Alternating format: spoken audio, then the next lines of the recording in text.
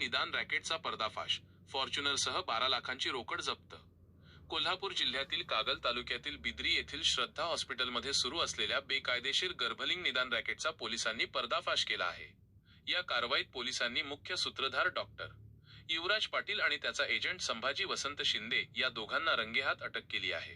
त्यांच्याकडून तब्बल 12,30,000 रुपयांची रोकड आणि महागडी फॉर्च्युनर गाडी जप्त केली आहे। कोल्हापूर जिल्ह्यात काही डॉक्टरांकडून बेकायदेशीर गर्भलिंग चाचणी व स्त्रीभ्रूण हत्या केली जात असल्याची गोपनीय माहिती पोलीस अधीक्षक योगेश कुमार यांना मिळाली होती। याची सत्यता पडताळण्यासाठी सहाय्यक पोलीस निरीक्षक क्रांती पाटील यांनी एका 4 महिन्यांच्या गर्भवती महिलेला बनावट ग्राहक म्हणून पाठवले। एजंट संभाजी शिंदे याने या चाचणीसाठी 22,000 रुपयांची मागणी केली। डॉक्टर युवराज पाटील यांनी चाचणी प्रक्रिया सुरू करताच पोलिसांनी धाड टाकून दोघांना ताब्यात घेतले। या छाप्यात पोलिसांनी केवळ पैसेच नव्हे तर गुन्ह्यात वापरले जाणारे एक पोर्टेबल सोनोग्राफी मशीन, गर्भपाताच्या गोळ्यांची पाकिटे, जेलच्या बाटल्या, 2 सॅमसंग टॅब आणि 3 मोबाईल फोन जप्त केले आहेत। विशेष म्हणजे डॉक्टर युवराज पाटील याच्यावर यापूर्वीही राधानगरी आणि भुदरगड पोलीस ठाण्यात अशाच प्रकारचे गंभीर गुन्हे दाखल असल्याचे तपासात समोर आले आहे।